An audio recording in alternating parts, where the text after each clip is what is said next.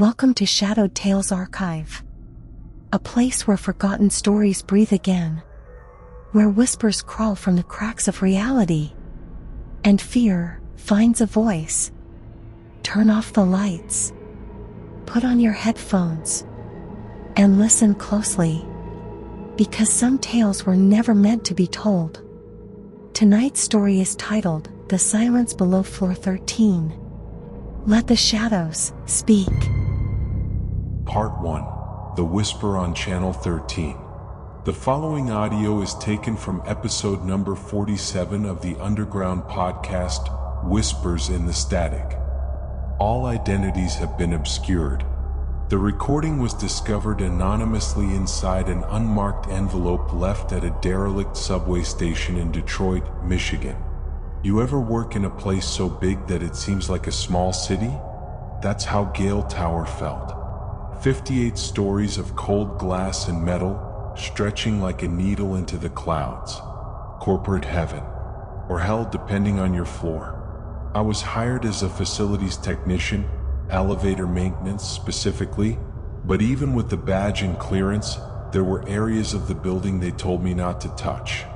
Floor 13, for instance, doesn't exist on the schematics. You go from 12 to 14 like it's some hotel superstition. But everyone in that place knew better. There was something in that shaft. My name's Derek Myles. Or at least that's what's left on the ID badge they never collected. I'm recording this because I know what happened, and I don't think I have much time left.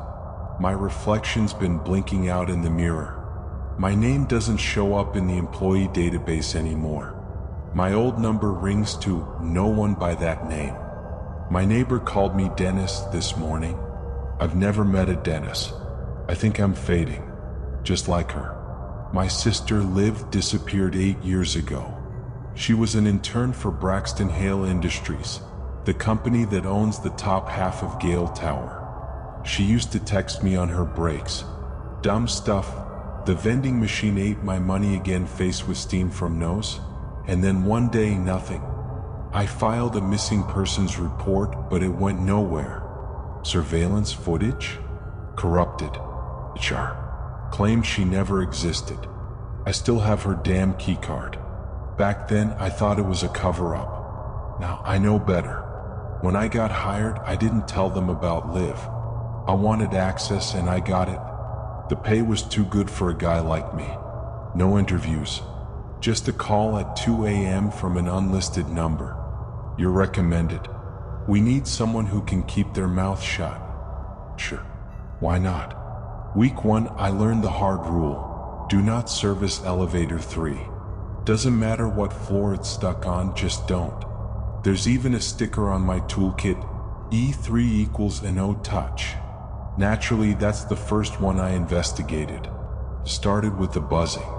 High-pitched static like a broken radio frequency. It leaked from the elevator shaft sometimes, usually after midnight. Most staff chalked it up to electrical resonance.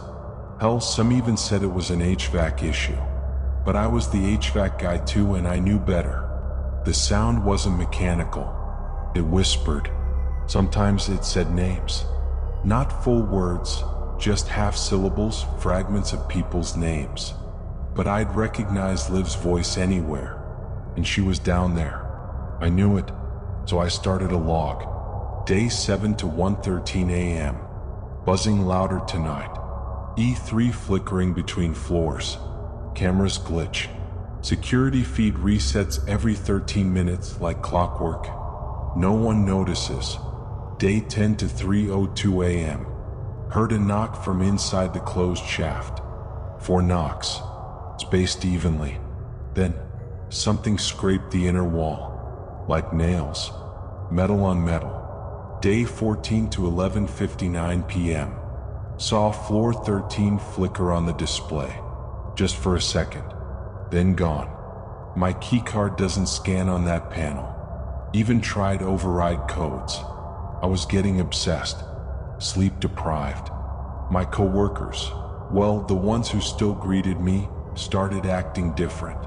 My supervisor, Gil, forgot my name mid-sentence and called me Troy. When I corrected him, he just blinked and muttered, "Right? That was the last guy." "What last guy?"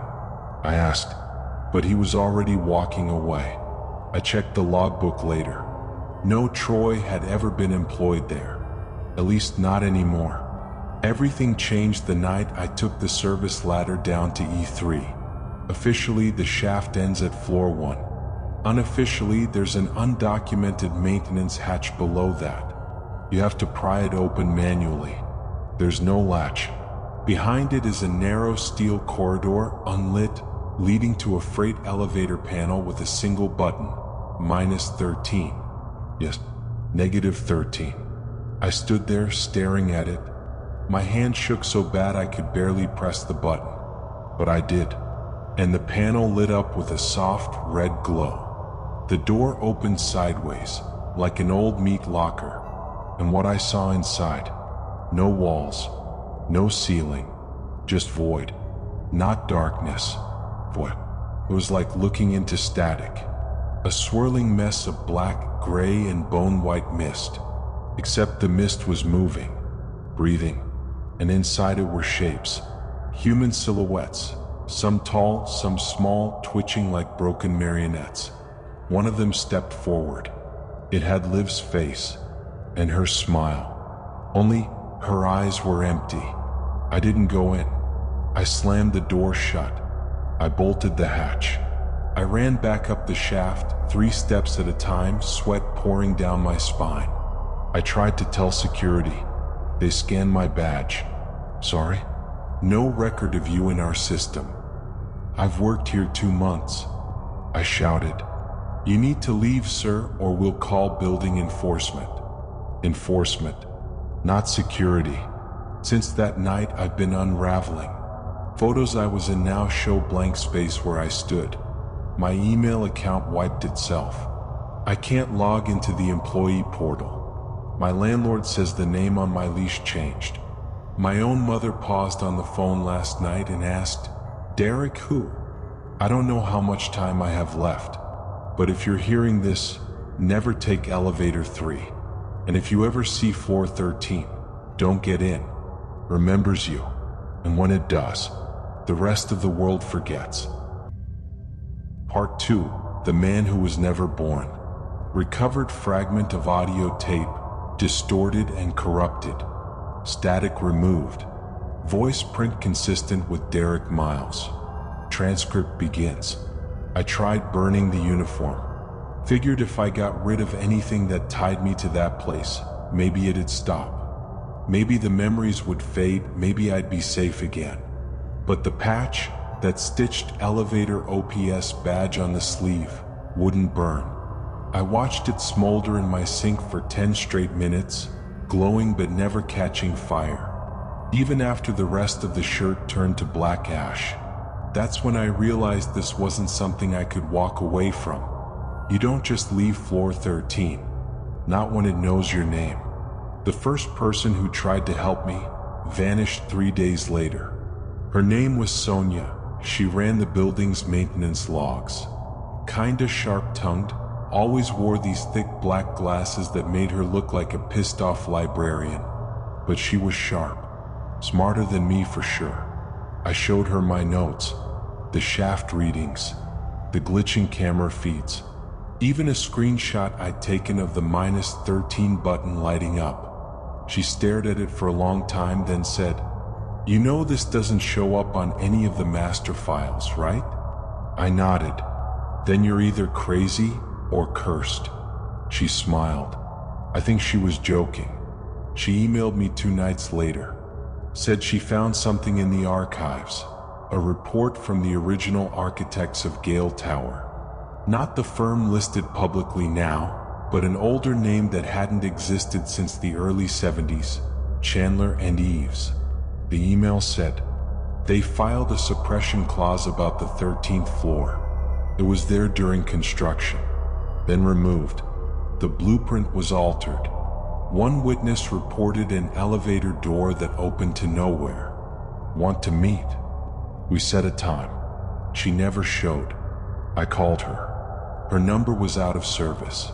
I went to her apartment. The landlord told me no one named Sonia had ever lived there. That night, I found her ID badge on my windshield. It was covered in dust.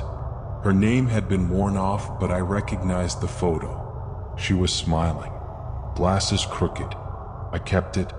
I don't know why. The elevator panel at work blinked 13 the next morning, and my coworkers started calling me Harold. There's something I haven't told you. Something I only remembered recently, like it was taken from me and just now handed back. When Liv vanished, I found a voicemail on my phone. It was 4 seconds long, just breathing, shaky close to the mic. But in the background, under the static, there was music. Elevator music, muffled and slow. A warped version of that cheap tune you always hear, like someone drowning inside the walls. And then a whisper. It's not a floor. It's a memory. Then click. That's what floor 13 is, I think. A memory, not a place. It's the moment right before you're forgotten. The exact breath when your existence begins to rot from the inside out. And if you step into that elevator, it devours you.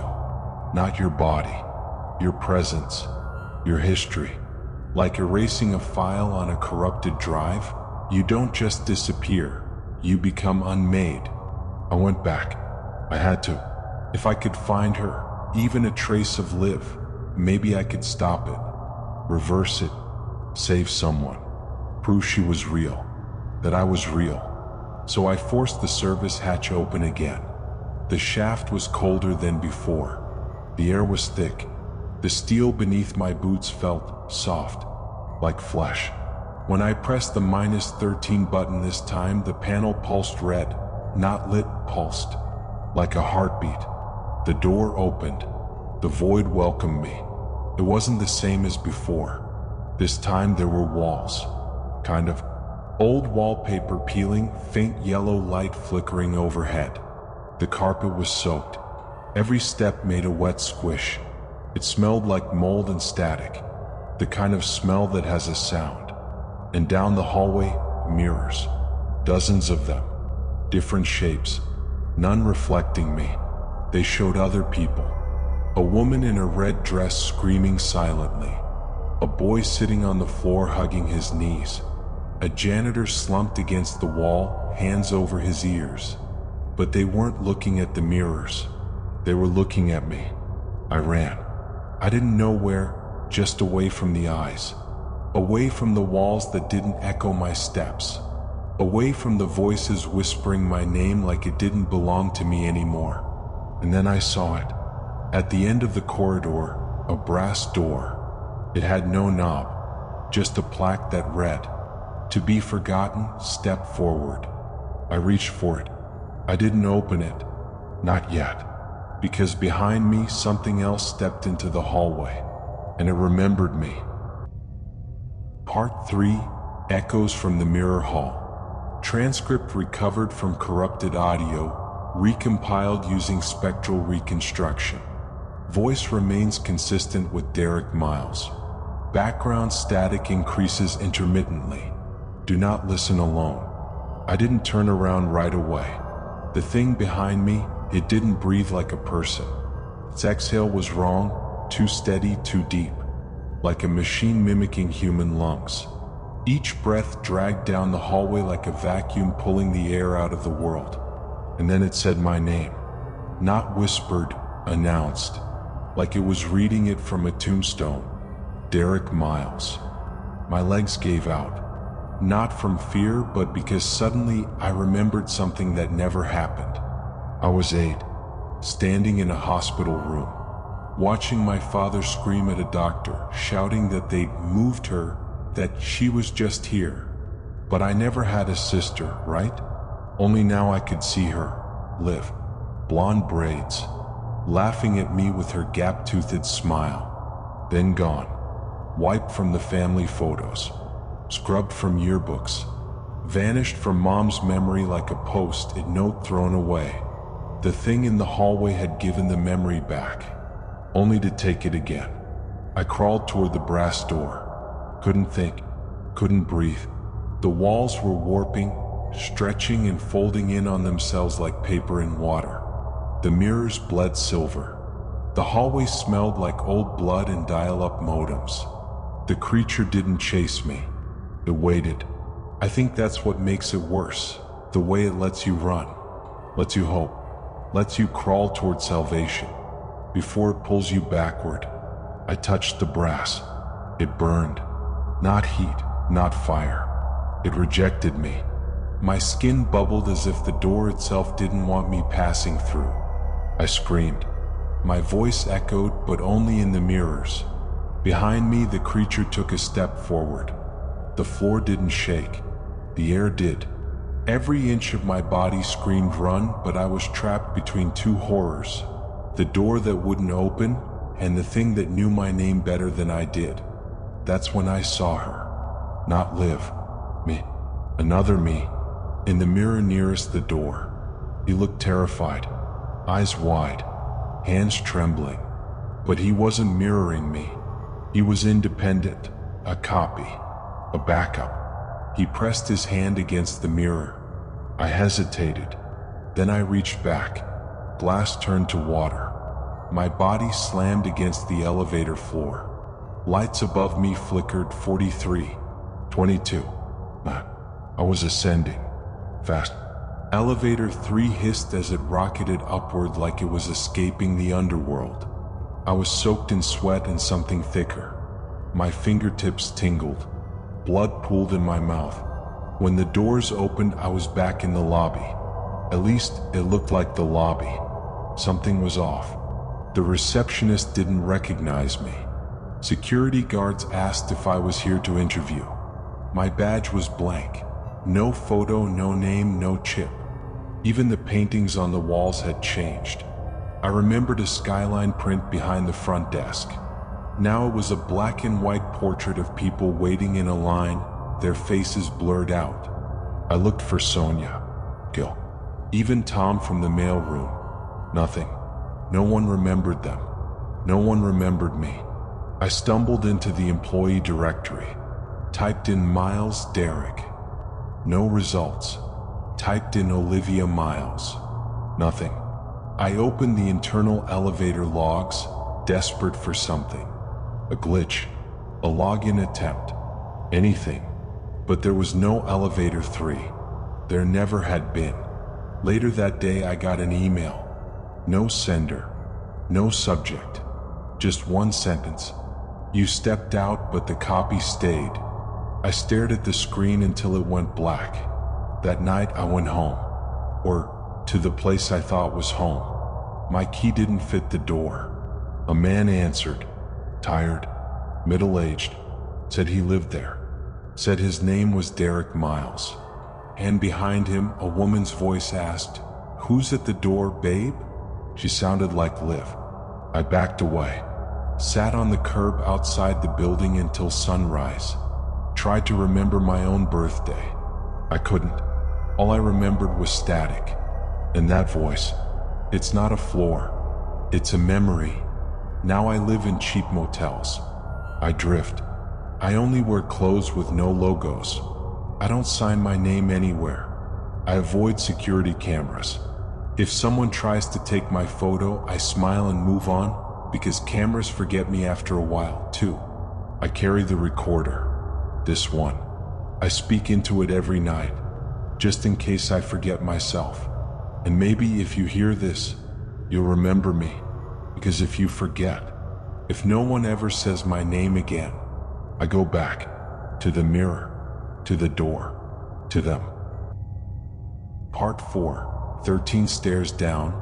Recovered log. Tape degraded. Reconstructed with 87% audio fidelity. Transcript below verified by forensic linguistic team. Possible contamination flagged. Entity-influenced speech patterns. Proceed with caution. I stopped sleeping in places with elevators. First it was motels, then hostels, then abandoned buildings. Any place that didn't hum with that low electric buzz behind metal doors. The kind of hum that seems to say, "We're still here," but they always find you. One night, I woke up in an old theater I'd been hiding in. Cold light flickering from a broken projector in the ceiling, and in the hallway outside the auditorium, I heard it again. Ding. A soft, polite chime from a door that wasn't there before. I didn't open it. I ran, but the chime followed me into bathrooms, alleyways, underground tunnels. It no longer needed a building, just me. Something had changed after the mirror.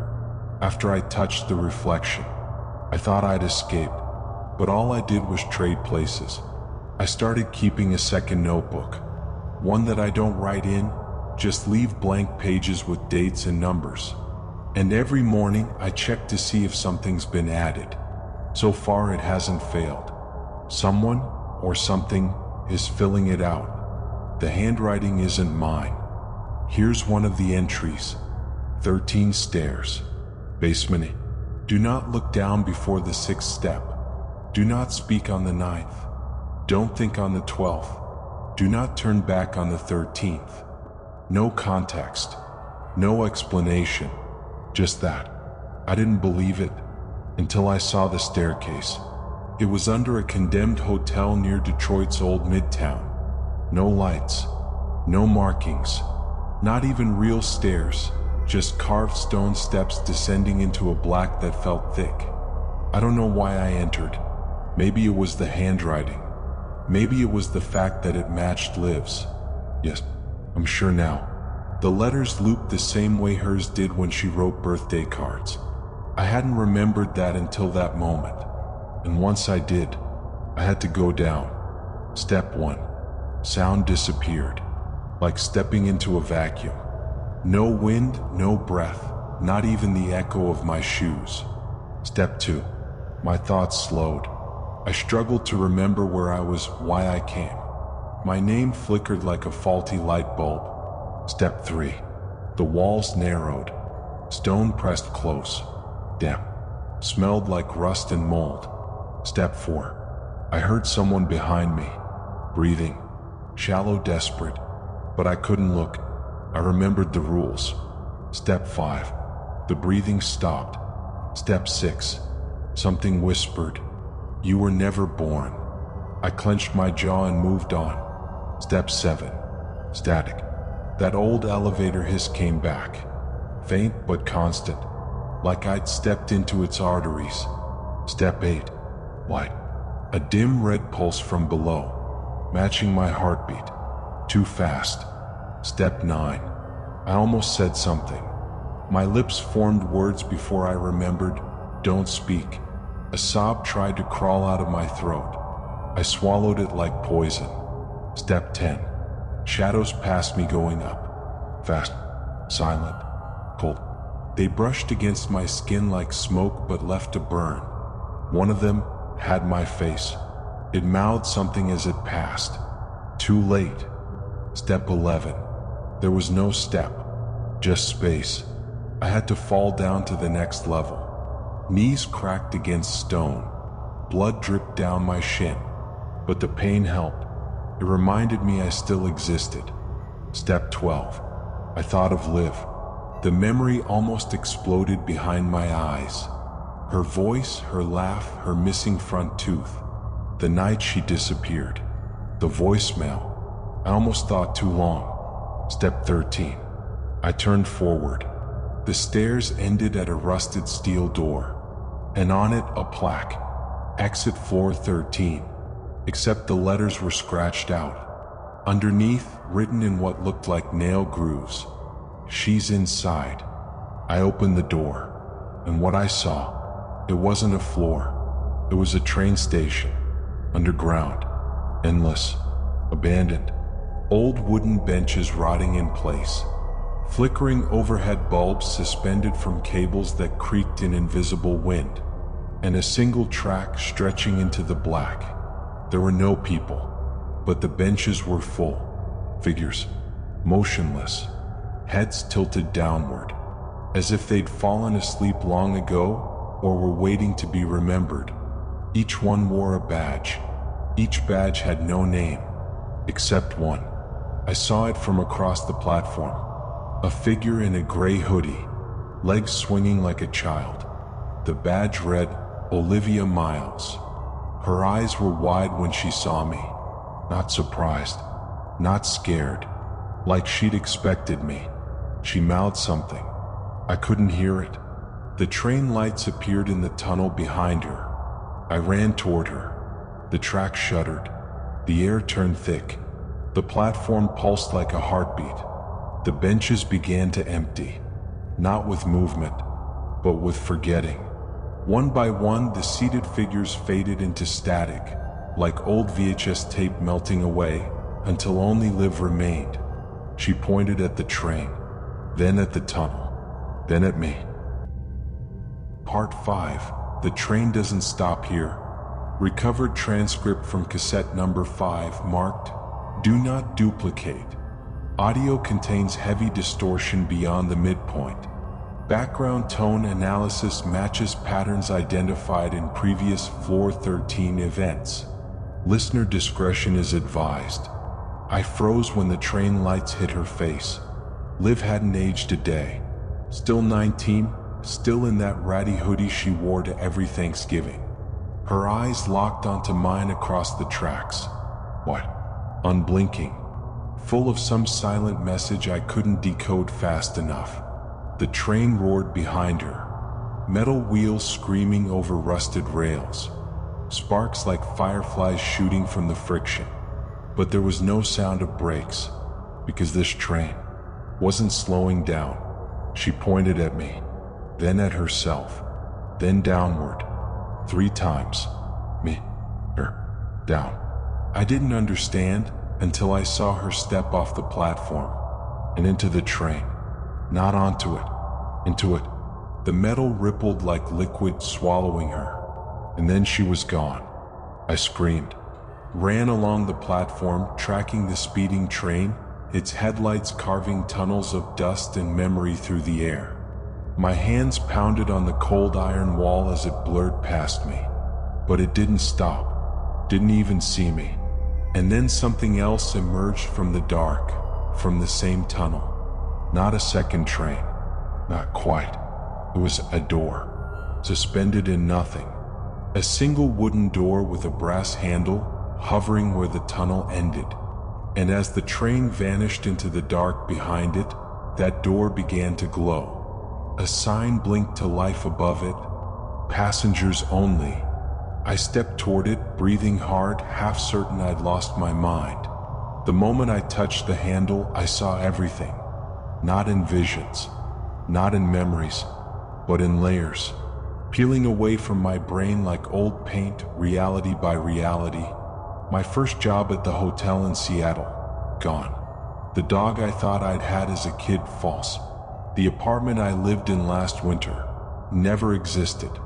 My entire life, it seemed, had been reconstructed around the absence of Floor 13.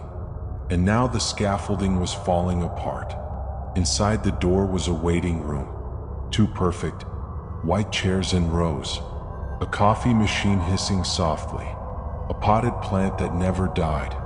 Soft jazz playing on a loop, warped lo-fi, the kind that sticks in your skull like a sleep paralysis demon's ringtone. A receptionist sat behind a curved white desk. She looked like someone I'd seen before, familiar, until I realized she had no face, just smooth skin where features should be. But somehow she smiled. Name? She asked, voice perfectly calm. My mouth opened. Nothing came out. She tapped her desk. No record found. That's okay. Happens a lot. I tried again. Derek Myles. She tilted her head. Paused. Temporary designation confirmed. Transit in progress. Then she handed me a plastic card. Please proceed to the memory car. Your departure is scheduled shortly. The hallway behind her desk stretched longer than it looked, lined with doors. Each one labeled with numbers I didn't understand, not floors, but dates? April 3rd, 1987. September 12th, 2032. ... I passed them all. until I reached a final set of double doors marked "Remember or Remain." I pushed them open and walked into my own funeral. Rows of people sat in silence, facing an empty casket. My mother, my father, co-workers from jobs I never had, childhood friends I only recalled now that I saw their faces, all blurred, faded like dream fragments. And standing by the casket was me, but not me now. A version of me that had never gone down the elevator shaft. A version untouched by the mirrors, the stairs, the name-erasing fog. He looked confused, lost. Then he looked at me and said, "This is your last stop, isn't it?" I wanted to scream, to shake him, to ask how I could stop this, how I could bring Liv back or myself or the world I'd been scraped out of. But I couldn't move. My legs turned to dust. My voice burned up in my throat, and slowly the lights dimmed, until only the casket glowed. Then it opened. Inside wasn't a body. Inside was an elevator panel, a familiar one, with only one button, -13. It blinked, once, twice, 3 times. Ding. Part 6. The Archivist of Lost People. Transcript extracted from tape number 6. Labeled, Forgotten Files. Audio fidelity degraded. Intermittent interference suggests external influence. Final 10% recovered using analog filters. Listener discretion advised. I didn't press the button. I just stared at it, the -13 glowing faintly in the center of the elevator panel where my casket used to be. My reflection hovered in its metallic surface, except it wasn't really my reflection. The version of me in the panel wasn't blinking, wasn't breathing, wasn't real anymore. The funeral room faded behind me like it was melting into static. The air was colder now, metallic. The walls of the elevator were no longer walls, but glass panes floating in blackness, and each pane showed a different version of me. In one I was still working at Gale Tower. In another I never went down the shaft. In one I was younger. In one much older. And in one I was completely blank, a silhouette, featureless, forgotten. The elevator descended slowly. Each floor ticked by in reverse. 11, 10, 9. With every ding my body felt heavier, like memory was being drained from my muscles. I looked at my hands. Couldn't remember which one I wrote with. Couldn't remember the last thing I ate. Couldn't remember if I'd ever been real or just a glitch in someone else's story. Then the elevator stopped. No sound, no ding, just stillness. The doors slid open and I was no longer in any kind of tower, building, or structure I recognized. I was inside a massive circular archive. Stone walls lined with filing cabinets stacked 30 feet high. No lights, but somehow I could see. The space stretched infinitely in all directions, like a hollow earth carved out for bureaucratic gods. And in the center, a desk, wooden, antique, covered in names written on index cards. And behind it sat the archivist. You ever see someone who looks like they belong to no time? No gender, no age, no era? That's what the archivist looked like. Dressed in gray robes, face made of shifting features. A constant slideshow of eyes, mouths, cheekbones. Sometimes mine, sometimes Liv's. Sometimes faces I didn't recognize at all. They didn't speak, not at first. They just pushed a single card toward me. I picked it up. Read. Myles, Derek // status. Redacted / existence. Provisional. What does that mean? I asked. The archivist looked up. Their mouth changed into something familiar. It was my mother's smile, the one she wore when tucking me in. It means you've been misfiled. They stood, gestured for me to follow. As they walked, the walls moved. Cabinets slid open on their own. Drawers retracted. Names floated past me like ashen water. Mallory, Stanley, Ava Lee, Sinclair, Miles. I lunged for it. The drawer snapped shut. "Give it back," I said. Silence. "Give it back." The archivist turned slowly. "You are not authorized to alter retention records." Their voice came from all around me, high, low, layered like a chorus in a cathedral. I stepped back. "Where is she?" "She was archived, as were you. But your file is incomplete." "Then complete it," I said. "I'm here. I'm right here." "You are?" The archivist nodded, but not for long. They handed me a folder. Inside were photographs, not taken with a camera. More like snapshots of memory frozen in ink.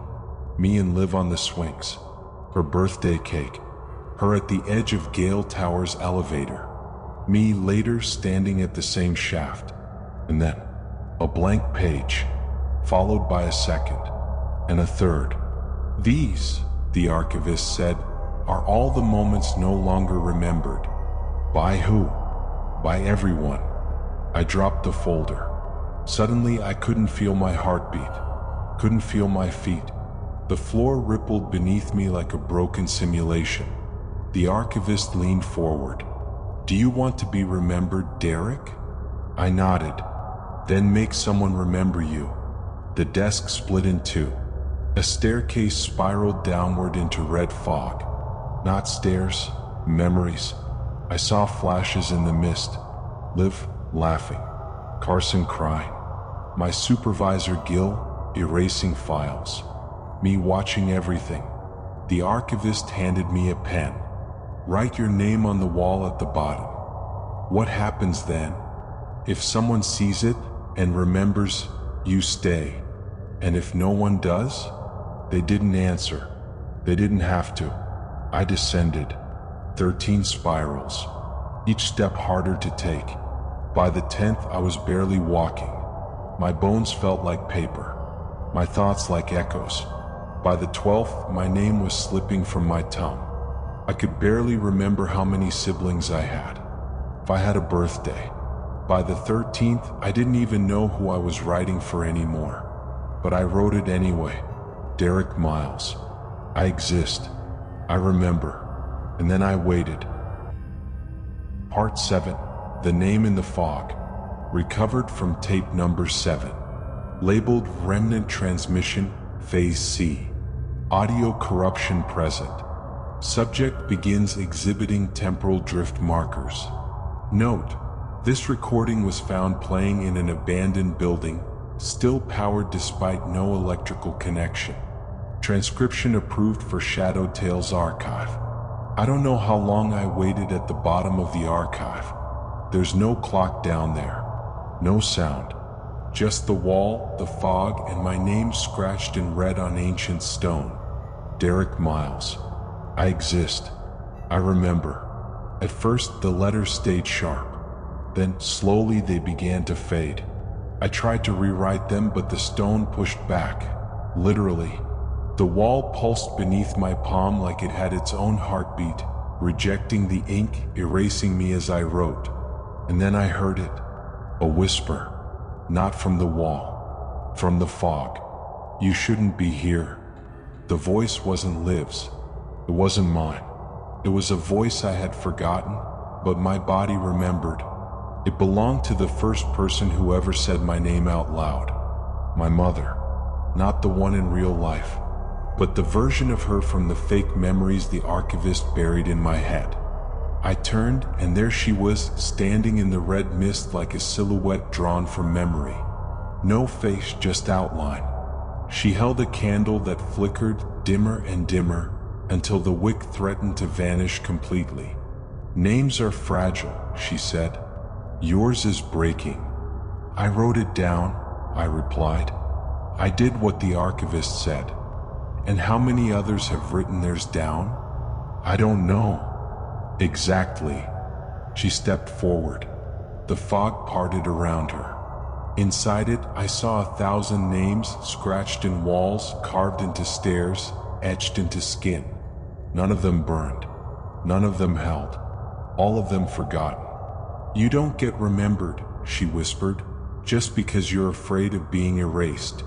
She blew out the candle, and everything went dark. When I opened my eyes again, I was back in the elevator. But it wasn't moving. It was suspended, floating in void. The glass walls were now mirrors top to bottom. Each reflection showed me slightly wrong. One blinked out of sync. One was crying. One looked straight at me and smiled. And that one said, "You were never Derek Myles." The elevator dropped. No warning. No sound. Just sudden weightlessness followed by a snap in my skull, like my brain couldn't keep up with my fall. As the floors ticked downward, faster and faster, I saw them flash across the panel. -1, -2, -3, -4, until finally, -13. The elevator slammed to a stop. The doors opened, and for the first time, I saw what lived on floor 13. It was a city, but not a city made of buildings. A city made of people, frozen in motion, millions of them, standing shoulder to shoulder, crammed wall to wall, as if every forgotten soul had been filed here like corrupted files in a broken server. Their eyes were open, their mouths moved, but there was no sound. And above them, suspended by metal cables and memory fragments, hung a giant, pulsing heart, mechanical, beating once every 10 seconds. Each beat erased one more name from the air. I stepped out. The crowd didn't move, but their heads turned. Every single face twisted toward me in unison, and they spoke in perfect chorus. "Someone remembered you." I nearly collapsed. "Who?" I gasped. "She did." And then they parted, like an ocean splitting, and through them walked Liv. She was pale, eyes dimmer, voice softer, but she was real. She wasn't smiling. "You're not supposed to be here," she said. "Neither are you." "I'm part of it now," she whispered. "They took me because I remembered too much, and now they can't unmake me, but they also can't let me leave. We can go together." "No," she said. "You still have someone. Someone remembered your name." I didn't understand. Not fully. Until Liv reached into her coat pocket and pulled out a folded slip of paper. She handed it to me. It was a napkin. From a diner. On it, scrawled in blue ink, was a note. "To the guy in the brown jacket. You left your wallet. Derek Myles, right? Waitress, table 6-inch. My knees buckled. I remembered now. 3 weeks ago, I ate in a roadside diner outside Minneapolis. Paid cash. Left my ID on the counter. She asked my name. She said my name. She wrote it down. She remembered." Liv stepped backward. The crowd began to close again. "Go," she whispered. "Liv, no. They can't keep you here. Not anymore." I ran back to the elevator. As the doors closed, I saw her fade into the static. But this time, she was smiling. Part 8, The Last Ding, Final Recording. Retrieved from damaged microcassette recovered in a subway tunnel in Chicago. Tape labeled 13B//END. Last 10 seconds obscured by distortion. Transcript below verified through spectral AI reconstruction. Considered authentic. When the elevator doors shut, I felt the silence again. Not quiet, absence. No gears. No floor numbers. No movement. Just me, sealed in the glass box. Suspended between what I had seen and what the world refused to remember. I touched the panel again. The button labeled -13 was no longer lit. Instead, the only button that pulsed with red glow was at the bottom.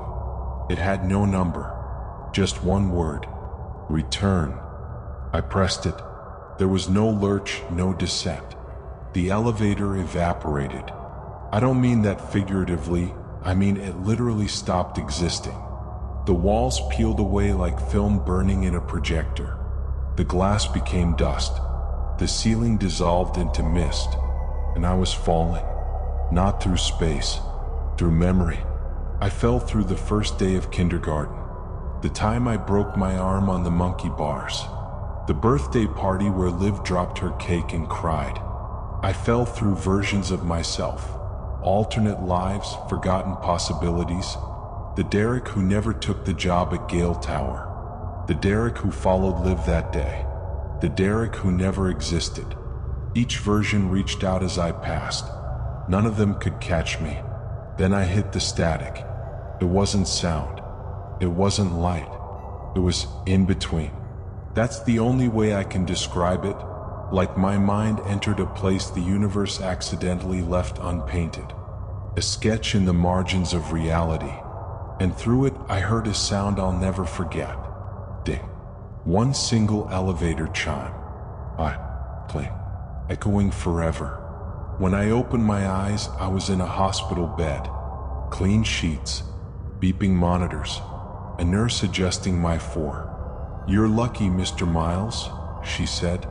"Someone found you unconscious behind a diner. No ID, but you had a name written on a napkin." She held it up. "The same one Liv gave me. You've been out for 3 days. No one could figure out where you were from." I tried to speak, but my throat was raw. I reached for the napkin. The ink had smudged. My name barely visible. That's when I knew. This wasn't over. Being remembered isn't permanent. It's temporary, fragile. And the second you're forgotten again, it comes back. I was discharged 2 days later. No family came for me. No records were found. Social Security listed me as inactive. I had no job, no address, no official memory, except for one thing. A single object taped under my hospital bed tray. An elevator button. Round. One. With the number 13 carved crudely into the metal. Now I carry it with me. I live off the grid. Move from city to city. Tell this story when I can. Record it. Hide the tapes in subway walls and sewer grates and phone booths no one uses anymore. Because this isn't about me anymore. It's about you. If you're listening to this, it means something reached you. Something ancient. Something quiet. Something hungry. Maybe you found the button. Maybe you took the wrong elevator. Maybe you forgot someone. Maybe you're next. So let me tell you one last thing. One last truth. One last warning. Never press a button that isn't labeled. Never enter an elevator when you're alone. And if you ever hear a ding with no doors opening, run. Because floor 13 remembers, even if no one else does. And that was tonight's tale from the Shadowed Tales archive. If it left a mark on your mind, if the silence feels heavier now, then the story did what it was meant to do. Don't forget to like, subscribe, and share the darkness. New stories are always on their way. Until then, keep the lights low and the doors locked.